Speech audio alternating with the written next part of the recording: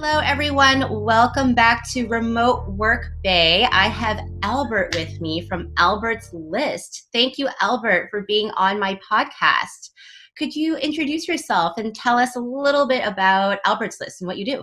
Yeah, so by day, I'm a content writer at a big Fortune 500 company, and when I'm off my hours, I work at Albert's List. I founded this company in March of 2013, partially as a breakup project, and partially as because I had found work after graduation, and things were finally starting to stabilize in my life, and I wanted to give back and be able to really help people out. And so we're a community of 44,000. We just passed 44,000 last week of job seekers, hiring managers, recruiters, and career service providers like career coaches. And so we offer job postings, a lot of advice, and our goal is, at least right now, to help people get through this COVID-19 pandemic together and all the crazy job and employment challenges that we're facing over the last couple of months. That's incredible. 44,000 members. Tell us a little bit about how you grew it. Yeah, so, this community has grown organically over the last couple of, over the first 7 years that we've been around. And really, it's just a lot of giving back. A lot of friends add their friends. We don't really do any advertising. And over the years, I've just been hearing that a lot of organizations got wind of what we do. A lot of friends shared it with other friends, and even recruiters share it with candidates that they can't place anywhere. And so they just started joining. And so we get something like 500 to 600 people who want to join our group a month. Not all of them get in, obviously, because you have to be the right fit based on where you live and whether you answer our questions. But yeah, it's pretty much grown naturally, and we kind of like it that way because you just have a lot of friends who add their other friends, and people who join now, they realize that 50, 60 of their friends are already in this group, and that actually adds a little bit more excitement when they figure that out and discover that. I've been following you since the very beginning. I went Yeah. And I think in the beginning you were regional, right? Specifically in Silicon Valley. Yes. And it's just so you guys know, I met Albert through an old startup I was working for called GoGoBot. And Albert's been my friend ever since. And I've been watching his little passion project, or not so little anymore, grow over these years. And from what I recall, it was much smaller back then. And now, like you were telling me offline, you're offering workshops? Yeah, so we offer workshops. We partner up with organizations now. Mm-hmm. Tonight, for example, we have a webinar with a local nonprofit. We're doing a LinkedIn workshop. Next month, we're actually teaming up with a company that's got 150 roles open, and we're doing something called an advanced resume review, where people can submit their resumes, and then they get reviewed by recruiters. And in turn, if you qualify for any of their open roles, you might be able to get hired or get an interview right on the spot. And so these are events that we've been doing really for the last couple of months. Mondays, we have mock interviews where a Fortune 5 recruiter comes and does a mock interview with one of our members. Basically, all we need is a resume and a job description, and for a full hour, we do a mock interview on Facebook Live in the group so that people get an understanding of what it's like to do an interview and what questions to answer. And after every single question, our mock interviewer reviews how that question went and what to figure out and what to watch for. And so those are highly watched. We get about 1,500 to 2,500 views per video. And it really takes a lot of courage too, because you're in front of like 20 to 30 people at a time who may be watching live, and ultimately 1,500 people down the line. And so we always let people know that, this takes a lot of courage, and we're really proud that you came on, because everybody just needs a little bit, more right now of resources. And, interviewing is something that a lot of people need right now, because it's so hard to even get noticed in the first place because it's so competitive. And so when people do get called back for that interview, it's almost like discovering gold, because you've been noticed. And so you don't want to screw it up. But on the other hand, you feel a lot of pressure because you may not have other interviews going on, and you're really afraid of screwing up as well. Mm-hmm. Right. And this is all free? So Albert's List, the group, is free. It's free to post. It's free to introduce yourself. It's free to network. But in addition, for a lot of these events that we put on, we do charge so that we can, invest back into the community. And so our events start at $5 and they go upwards of $40 depending on who we bring in, who we talk to. And so for those who want to invest in their career and have some skin in the game, we do give them that opportunity to spend some money as well, and put those good coronavirus stimulus dollars to work if they'd like. Absolutely. That's a great place to invest in. I mean, in Yeah. yourself and your interview skills, in your resume. Yeah. With what were we at 41 million people unemployed now? 52. 52. Wow, I am 52. off. Yeah, This is it's crazy because every week, every Thursday morning, I look at the weekly unemployment claims, and they had been going down for a couple of months, but last week they edged up because there are still people who are just getting the very beginning of getting their unemployment benefits and just being able to get in because the line has been so tough. Yeah, absolutely. And thankful for you. Is this your full-time gig, part-time gig? And tell us a little bit about the short-term and long-term goals of Albert's List. Yeah, so this is definitely part-time. I try to stick it to nights and weekends, and it's definitely a lot of work, from being able to promote events to speak to partners who may want to come on video. And in the short term, it's really to help a lot of people get back on their feet and figure out their job search. Because right now, every day it feels like, having a full-time job, it feels like I'm in the middle of in the twilight zone, where everything seems to be normal and super busy in my life, but there are people out there who haven't had work in 3 to 4 months, or they've been furloughed, or they're just so uncertain about what happens next. And so that's the short term. And in the longer term, it's really around a lot of work around what we want to do with regards to changing how people find jobs, right? Focusing on diversity, equity, and inclusion, and making sure that everybody is welcome in the workplace. Job search education, right, is another thing, because it's something that we don't learn when we come out of school. I remember 10 years ago, actually, last month, June of 2010, when I came out of school, and just how difficult it was to figure out this whole networking thing, this job search thing. I could have used Albert's List back then, because it would have been an opportunity to network with people and, really put myself in front of a lot of really interesting individuals who could help me out.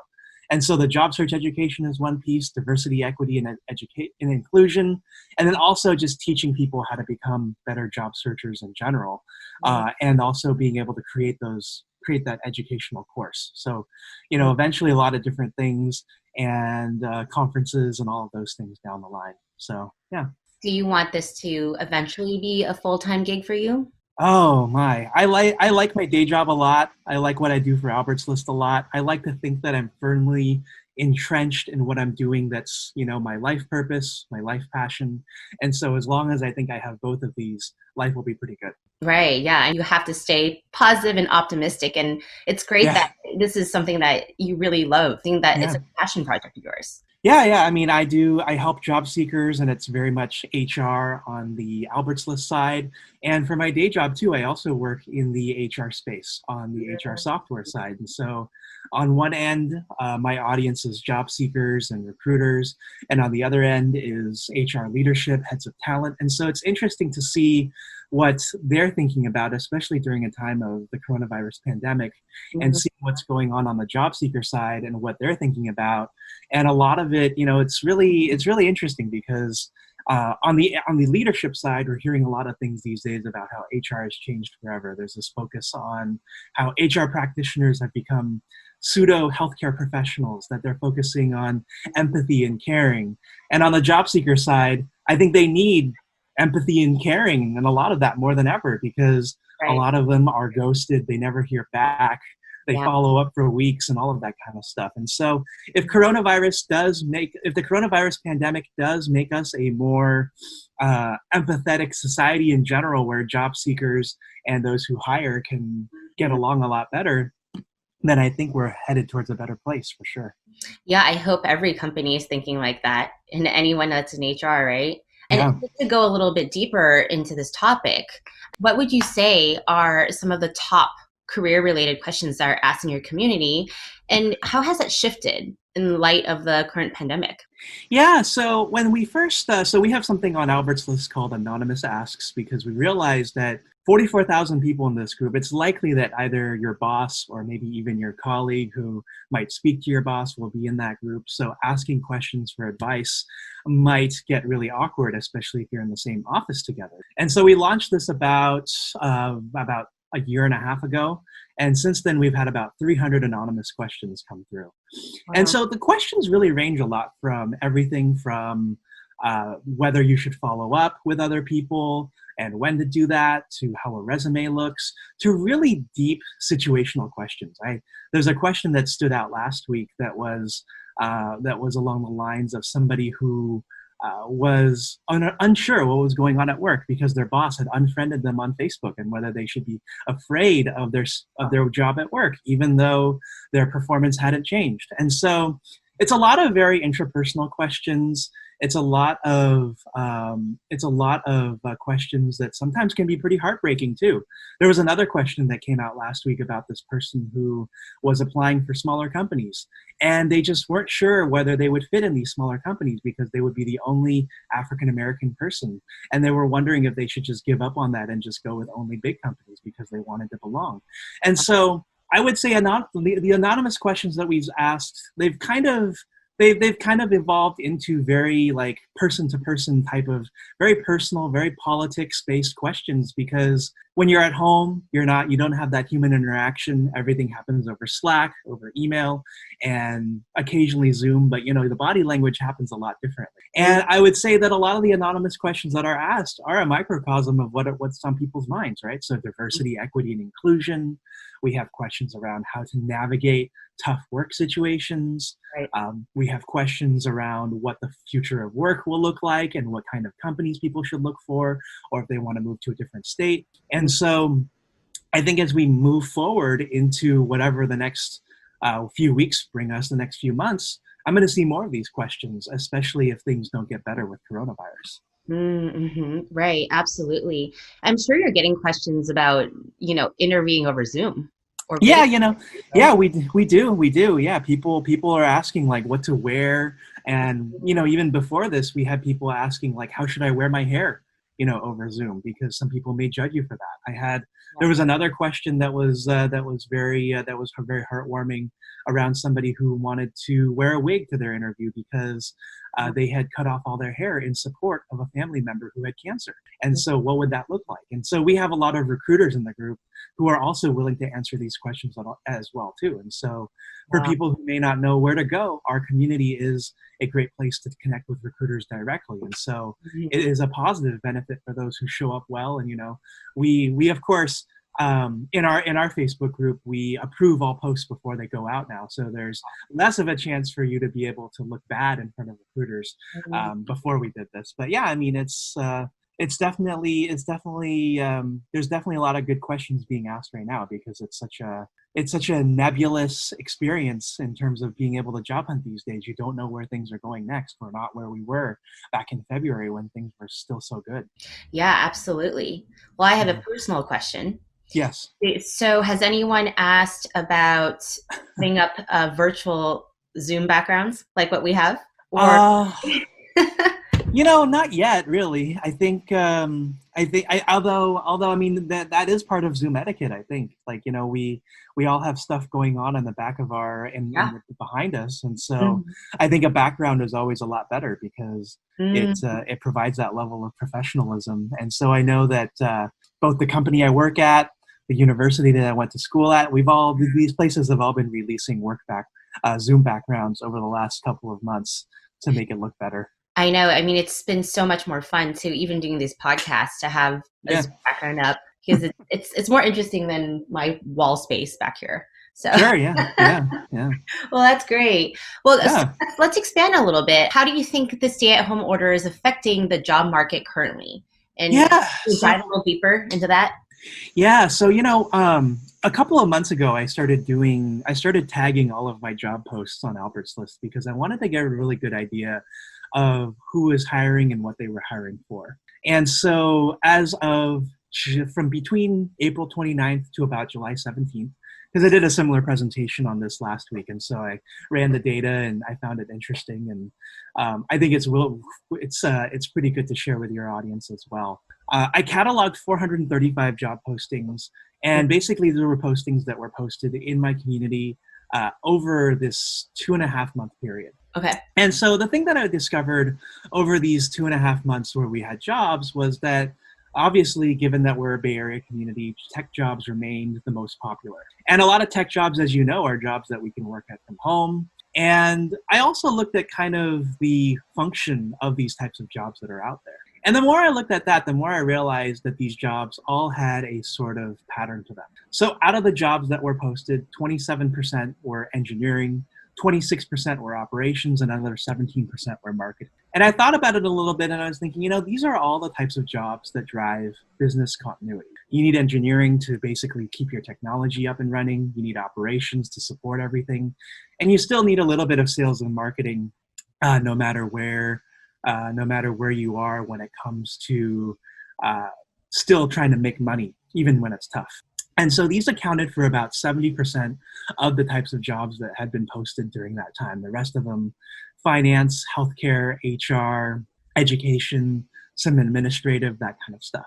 And so as I think we go towards the future, the types of jobs that we're going to see that are thrive are going to be those types of jobs that focus on the core business processes as a whole. That person who maybe was brought in for 10 hours a week and paid like they were working for 30 hours a week, those kind of jobs aren't going to exist anymore because the budget has gotten tighter and things are a lot tougher to find. But also, it's important to note that what's going on with COVID-19 right now is that all of our jobs are more interconnected than ever. Because we're realizing that if you decide to shut down an economy, money is spent a whole lot less. Or maybe it's redirected towards, online shopping, but everything offline that you used to go shopping at, whether it was a grocery store or a fun experience on vacation, tend to go by the wayside. And those are the kinds of spending that invest back into communities. And so if I would say COVID were to go on for 6 months longer and we were to go in this kind of the same lockdown process that we are right now, even these business continuity jobs may be a danger. And in the Bay Area, I would say that the first job, the very last jobs to go before everything goes out of business would probably be the engineers, because there's so much good engineering talent here, and companies will literally just hoard up that talent so that talent doesn't go anywhere else. Right. Yeah, absolutely. Especially in tech jobs. Yeah, definitely. I mean, how about the rest of the industries? How about marketing and PR and community? Do you think those jobs, I feel like those are the first jobs that are getting cut. So yeah. Do you think they're going to come back? Do you think they're going to come back in a different form? I think they're going to come back in the form that ties them closest to engineering. So I know that in the last couple of years, we hear so much about marketing. I know you're on South by Southwest panels, and you're on a lot of different industry panels that talk about these things, about how marketing and data and marketing and engineering are closer than ever, because you have to be able to do everything and measure everything from landing pages to when people come through and click-through rates and all that kind of stuff. And so as marketing becomes more sciencey, I think that you're going to have a lot of jobs go that way as well. Granted, you're still going to have your traditional content writing jobs and your social media marketing jobs, but marketing is so far going towards that like engineering path. I would say that, sales, if you're a good salesperson and you're able to find those leads, that's always going to be around. You're always going to need people who are able to communicate with others. Yeah. And, LinkedIn has their skills list that they come out with every single year. And the top skills continue to be those interpersonal skills, including being able to negotiate, including being able to have a conversation, be empathetic. And so I think even as we go forward, we're going to have a bunch of new industries come up. We're going to have industries go by the wayside. We're going to have businesses come and go. But if you continuously show that you can lead with your voice, that you can make other people feel warm, make them feel welcome, then there's always that possibility and opportunity for a job to be had. Yeah, absolutely. Especially with so much automation going on as well, right? Oh yeah. I mean, I think that one of the unfortunate things is we were headed towards automation before all of this started to become something anyway. Mm-hmm. And what happens with a lot of these these companies now, especially those who are in retail, is that they're probably going to replace checkout stands or people who would have stood to help direct traffic with kiosks that, automate different experiences because they don't want people to get sick. And so we already see, coming into COVID-19, that there was a retail apocalypse going on, that Sears, Macy's, JCPenney were all going out of business. Pier 1 filed for bankruptcy right before COVID-19 hit the United States. And so with all these shutdowns already going on, companies, especially in the retail space who didn't have an e-commerce footprint, were already starting to suffer. And so what we're going to end up coming out of COVID-19 is you're going to have a lot of these empty malls that are just going to stand there, and we don't know what we're going to do with them next. Although my belief is that we should put them in, we should put affordable housing in some of these old stores. But yeah, it's if you came into COVID-19 struggling, you're probably struggling even more. If you came into COVID-19 thriving, you're probably struggling a little bit, and so everybody else is probably just in between. That's a great idea, to use that usage of space. Clear issue in Los Angeles and in San Francisco as well. Yeah. The homeless population is just increasing, especially with the COVID times, right? So that's actually a really interesting concept. But it's interesting. I actually have a lot of friends that are in the e-commerce space, and strangely enough, a lot of them that have been able to pivot a bit have been thriving. Yeah, I mean, right now it's the time of contactless payments, contactless transactions, and so if you have that Shopify store, if you own Shopify stock, you know exactly what I'm talking about. It's been up on both, and so I mean, the most dangerous part of your day is probably going down to the post office to ship all your packages. Or if you're just drop shipping, someone else is doing that for you. So all you pretty much do is sit there and run ads on Facebook, and hopefully people come and buy things from you. I know, right? I mean, Amazon is booming right now. Yeah. And so, I mean, that's kind of, Amazon was eating the lunch of all these retailers before, and they're pretty much eating their lunch and dinner now. So that's just where things have headed. Right. And it's one of the few industries that are really doing well right now. Yeah, definitely.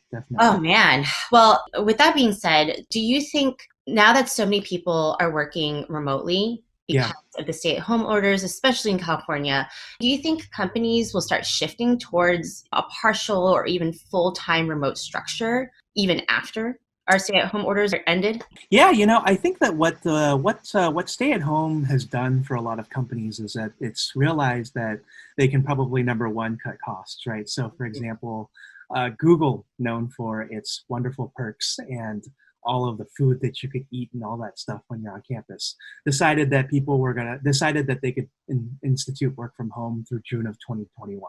Twitter made a lot of waves, saying that they would allow people to work from home forever. And they're located down there in downtown San Francisco. They share a building with Uber. They share a building with Square, also owned by Jack Dorsey, and also with people who can work from home forever.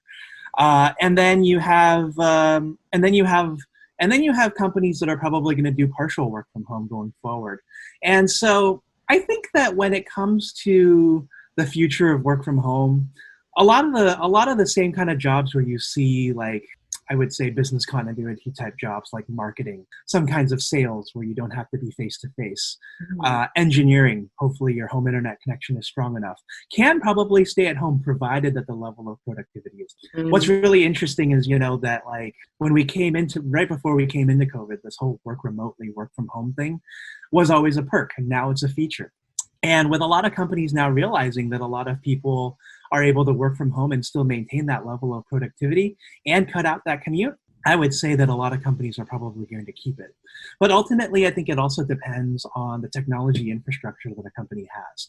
If they've invested in things like Microsoft Teams or Slack, if they have Google Apps and a place to store documents, if they do well really over email, if they have Zoom, all the requisite technologies necessary to make this work, then I would say that doing a work from home strategy for the future works really well. Otherwise, I think, coming back to the office makes more sense. And I'm one of those people that actually doesn't mind working in the office, because being able to stand up and walk to somebody that I'm working with is something that I like a lot more than having to ping someone on Slack and having them not get back to me. Yeah. I mean, how has it affected you personally? I mean, not being in the office? for the last, what, 4 months now? Yeah, well, I mean, I would say for my health, it's actually been pretty good. I've lost about Oh, 15 pounds since this whole thing began. So I wow. thankfully did not put the COVID-15 on like a lot Yeah. of people that I know did. Mhm. I would say that being productive has helped a lot too. I can kind of just sit at my computer all day, and Yep. this is kind of what I did during the weekends for the most part, anyhow. Mhm. And so not having to move is nice because I realize how much energy it does take to get dressed, take a shower, walk to your car, and then drive to work, sit in traffic for 20 minutes, Yeah. park the car, and do all of that stuff. And so I definitely get more done on a day-to-day basis. And but I mean, I think the part that's lost is that human connection, right? My team at work has grown significantly since, and we are a global team, so we aren't going to see each other anyway. But being able to see people is an important part of the workday because people, once they get familiar with you, they grow to start liking to work with you, and they're willing to do more things for you at work as well. And so when you don't have that, it's a lot harder to measure based on whether you like one person over another. Hmm. Right, right. Well, I always say it's working from home is a double-edged sword, right? It Like all is. the positives that you talked about, right? Being able to make your own schedule, Yeah. be in pajamas all day, work from home, not waste 3, 4 hours in traffic every day driving to Yeah. work, right? Especially since you live in LA, right? I mean, I'm sure driving the 405 has felt a lot better in the last couple of months. Incredible. It's so strange to see the city completely empty. Yeah, yeah. But with that being said, do you feel like now having like working from home, do you feel like you have to do more and prove yourself because you're not clocking in and out? I think that being able to improve yourself and invest in your own career is something that's always going to stand the test of time. Mm, And so with the extra free time, I like to do LinkedIn learning on my own and certifications and all of those kinds of things. And so adding those bits to one's career is important during this time. The mhm. caveat I want to also mention to that is that we do live in a time right now where things are really traumatic. It's a global pandemic. I remember sitting at work in late March when that notification came through on my phone. I was like, wow. Right. And so like, I'm not the first to say this, but like, if we both had like $1 every time we said the word unprecedented over the last like 4 months, we would both be filthy rich by this time. And so I think that those concepts are really important too as we look forward into like how we view our day-to-day jobs. And I Yeah. think the other thing I want to also mention with Mhm. jobs that work when you that you can be alone and working remote. So I think the kind of jobs where that works really well is if you're creating education courses or if you're writing a lot of content. I think a lot of those content marketing based types of jobs are really good to work remotely with because you Mhm. don't necessarily need to be in front of people all day long. It's a lot of just sending content back and forth to copy edit and things like that. Yeah, that's exactly what I do. I'm Yeah. a content creator, marketer. So Yeah. it's been pretty easy being home. I've already worked from home for many, many years, but shifting to basically being in a Yeah. stay-at-home order was not super difficult for me. I think Hmm. the most difficult part for me is more of like a personal thing because I'm an extrovert. Yeah. So Oh, you must be really suffering during this time then. in that sense, yes. As an extrovert and not being able to see people Yeah. is very, very quite, difficult. But at the Yeah. same time, the work related stuff hasn't changed very Yeah. much on my end as well. 100%. Yeah. So you talked a lot about jobs you think that have Yeah. emerged out of this COVID times. Could you Yeah. talk a little bit about types of companies and startups that you think you're going to see evolving out of this trend? Yeah. So I think first is healthcare and illness tracking. So a lot of contact tracing is going to become important going forward. A lot of telemedicine is going to be important too, Mhm. especially being able to do stuff over Zoom, whether it's therapy, whether it's being able to, even have a wearable that maybe a company sends you and be able to track your heartbeat, do those kinds of things. And then the next aspect is just online everything from education to fitness to travel to experiences. And so, for example, you're going to be learning a lot more online. A lot of students are going to be learning online, and I know it's been rough because not everyone comes equally with the equal type of technology to be able to learn online. But that's one thing. Fitness with gyms closed, everybody's everybody's moving their workout routines to Instagram Live or Facebook Live or even a Zoom call. In my case, right, I have a bike right here, and so I use Peloton Digital, right, and so those things are becoming important. And then because people can't go places, right? I think that travel is going to be a piece that you can probably do from the comfort of your own home as well. And one of the things that I think about that will probably start booming even more is like augmented and virtual reality. If you could just, put on some virtual reality glasses and then all of a sudden find yourself in Bali, that might be just as good as you being in Bali in itself. And then, just overall experiences and, socially distanced experiences. I know that a lot of people, I think the one thing that people just continue to do and probably do more of during COVID-19 is going hiking. And so they're probably going to have a lot of people going back out into nature and being able to do that. And then for, all the other companies that are out there, in order for them to really survive, now is that time to innovate, whether it's to adapt to the current situations, finding new ways to engage with their audiences, whether it's doing, an Instagram Live or coming out with more engaging emails or doing, contactless payments, things like that sort. And then understanding the needs of your employees, right? And so one of the things that I think is highly underscored during this whole time is the importance of labor and the importance of being able to empathize with your workers, especially those who may be afraid to come to work sick. I feel like I go to my local grocery store, the local Trader Joe's that I have here, and I'm just wondering like, wow, I get exposed to thousands of people who walk through the store every single day. And how do you go home knowing that you might spread this to someone? Or whatever way it might look like. And so those things are kind of scary as well. And so I always preface this that until we have a vaccine that works, we're probably not going to get to a point where we can get back to what we would consider to be normal. And that's probably not for another 12 to 15 months. I completely agree with you. I'm also very active in the travel community, and they're saying that I don't think the travel community the travel industry is going to be back to where it was in the beginning of the year until like 2023. That's a long time. Yeah, that's how hard the travel industry has been impacted.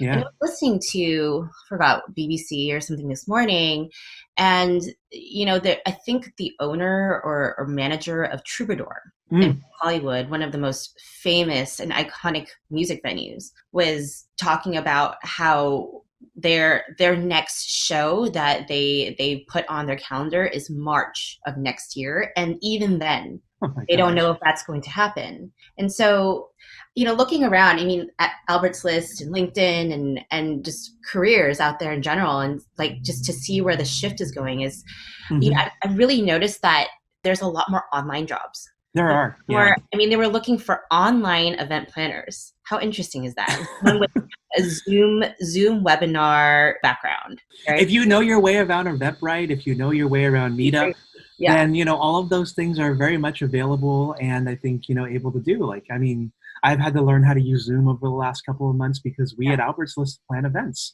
I had to learn how to, write a good Eventbrite description and, use Eventbrite really well. And, we make money off of our events. So it's been a rocky transition, but it's been a good transition nonetheless. And so, I think in terms of where the jobs are going forward, because I know you asked one of these questions of me as well, I think that I guess the number one rule is things that hopefully don't get automated is kind of the first thing that comes to mind. But jobs that require creative thinking, any kind of thinking, whether it's logical thinking or strategic thinking, are always going to be around because AI isn't going to quite think along those levels yet. So whether that's writing, social media, programming, event planning, being a creator yourself, whether you're somebody who likes to sing, create art, or teach, those kinds of things are all going to continue to thrive during this recession. I think the number two piece is jobs that require some kind of leadership and empathy. So if you're a person who's always known how to speak to others, if you're somebody that people come to as a resource, look up to, HR organizations need you now. Recruiting jobs aren't quite as there, but the right kind of recruiter who is able to help somebody from the beginning of their candidacy through their acceptance or rejection, those are going to be really important jobs. Back office jobs that allow you to work anywhere. So if you want to be a bookkeeper from Thailand and the time difference doesn't hurt you, that's one thing that works out really well. Mhm. If you want to set up, Salesforce.com instances or, some kind of technology backend, those also work out really well too, because they don't necessarily require that human to human interaction. And then, jobs that traditionally have never really had that presence in the office are also okay too, probably for the long term as well. So those are jobs like construction, um, Mhm. driving a cab, delivering packages. All of those kinds of things are also going to help you get through as well during this time. And so I think the thing that kind of just links all of these jobs together is having that sense of humanity, having that sense of being human, where you can't hide behind it, where despite the fact we're all hiding behind screens, you can't necessarily hide behind a screen to be that kind of professional. And Mm. so maybe those are the jobs going forward, and those are the jobs that we should have had going forward anyhow, because technology has taken up so much of our lives. We look at our phones all day, we're checking our email all the time, we're on Facebook all the time because those little red dotted notifications are so sucking in of us. And now that we've come to this, it's kind of like a reset. Coronavirus is making us reset on what our careers are, and forcing us to be human with each other and be collaborative in ways that we never thought possible. And so it's almost like all the technologies that have been created over the past decade plus have prepared us for coronavirus today. Because, I mean, can you imagine having coronavirus back in the year 2000? There's no social media. Email is very spotty. Um, you don't have any YouTube videos.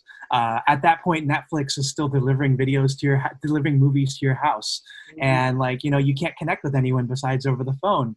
And then you realize, in the year 2000, the only time that it was actually good to call anyone on the phone was after 7 p.m. because that's when your minutes for free. And so, it's just crazy how far we've come. True. It's so true. Yeah.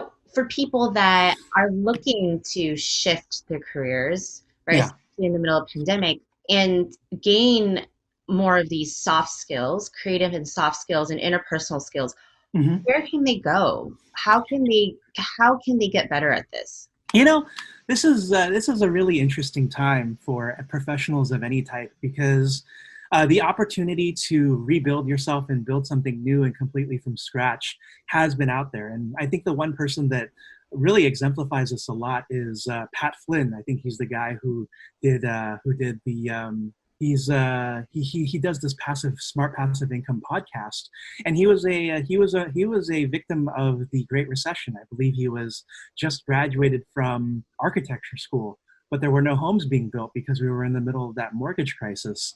Right. And so he ended up starting this podcast that now makes him, I think, millions per month even, and he does really, really well. And so for anybody who wants to break into, say, marketing, who wants to break into writing, starting a blog is just dirt cheap. Starting a social media presence is dirt cheap.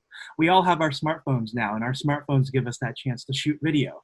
And all of these all of these technologies have gotten better and are also more affordable than ever. And so Mhm. whether it's, finding a domain name, that'll cost you $10.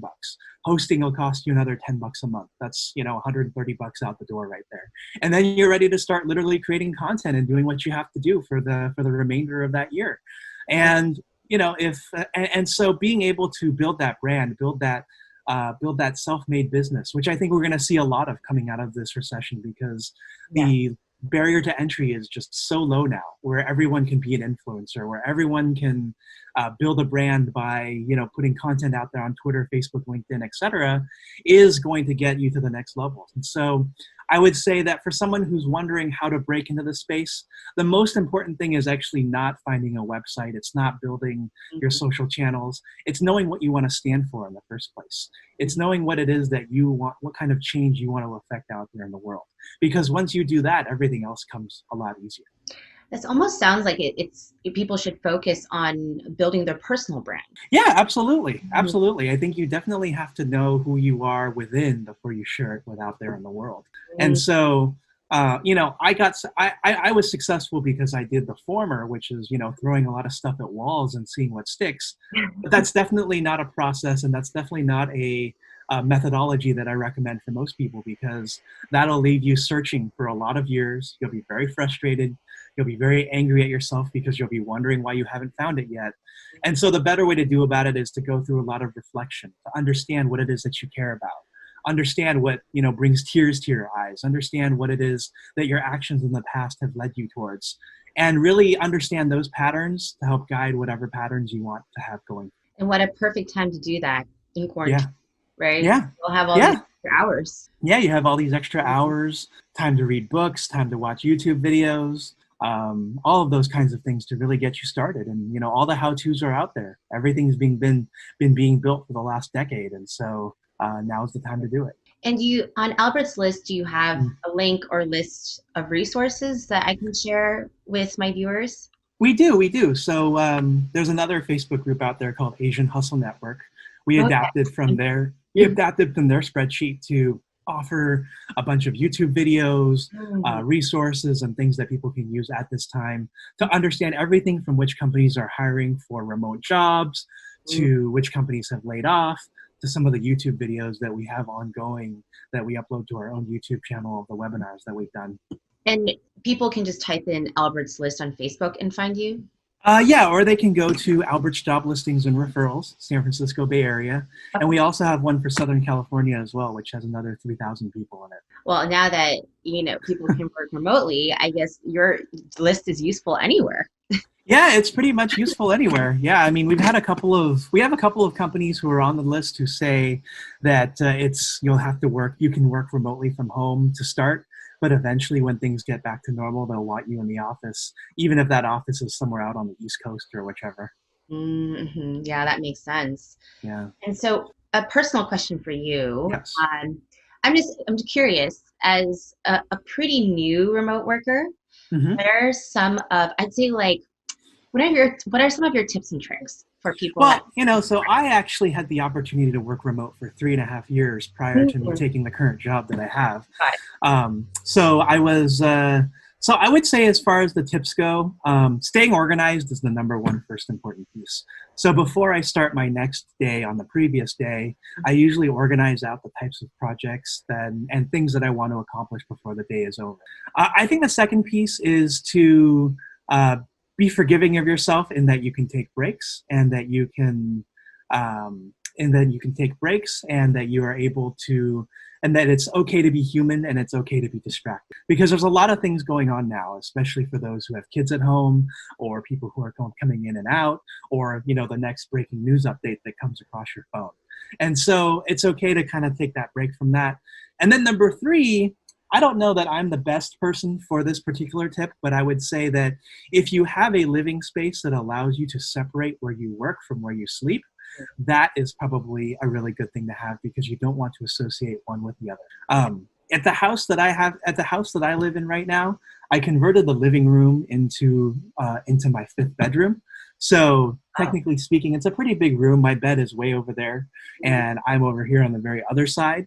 But I think that if I wanted it a better way, I would have moved my office into a completely separate, different space. Yeah, that's a great tip.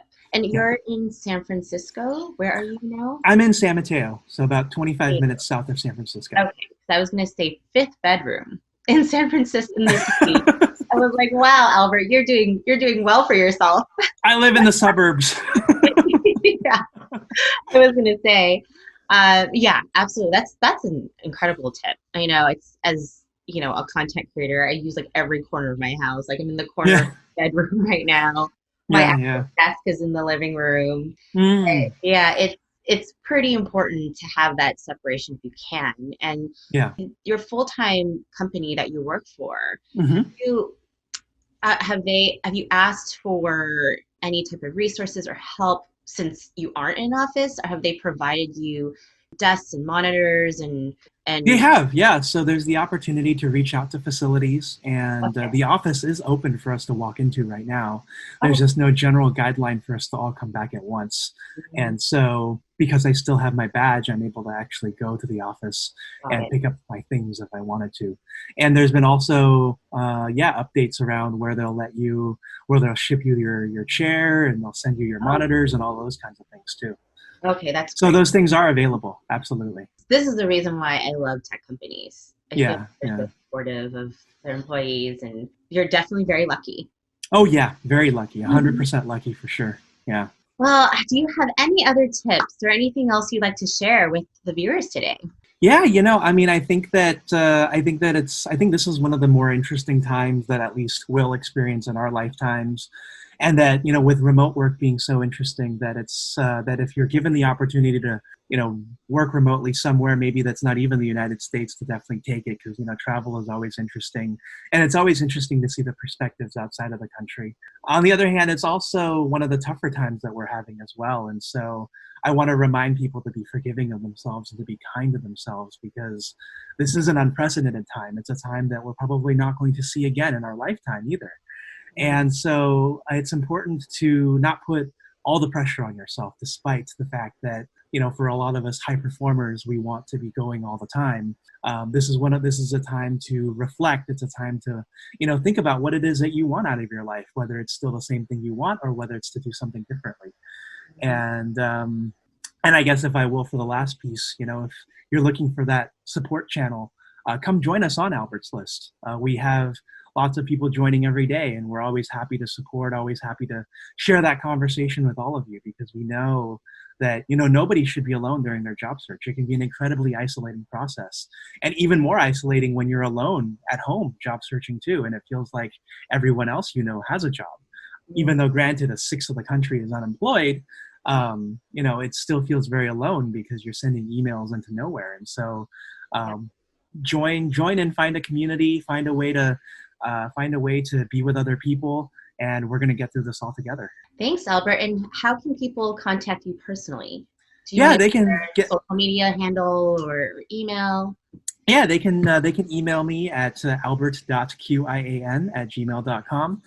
They can also get in touch with me at my LinkedIn. And if they want to also add me on Facebook, they can add me at Albert Qian as well. Just, I guess, send me a private message to let me know that you found me through Audrey's podcast. Well, awesome. Thank you so much, Albert. This was such an informative podcast, and I think Yeah, there's a thank you lot for having of me. gems. And I'll add all of this information in the comments below as well. So everything Perfect. you just stated. So anyway, thank you so much, Albert. Yes, thank I you for hope having me. you're safe, and thank you for taking time out of the middle of your workday to chat with me. Thank you. It was great being here.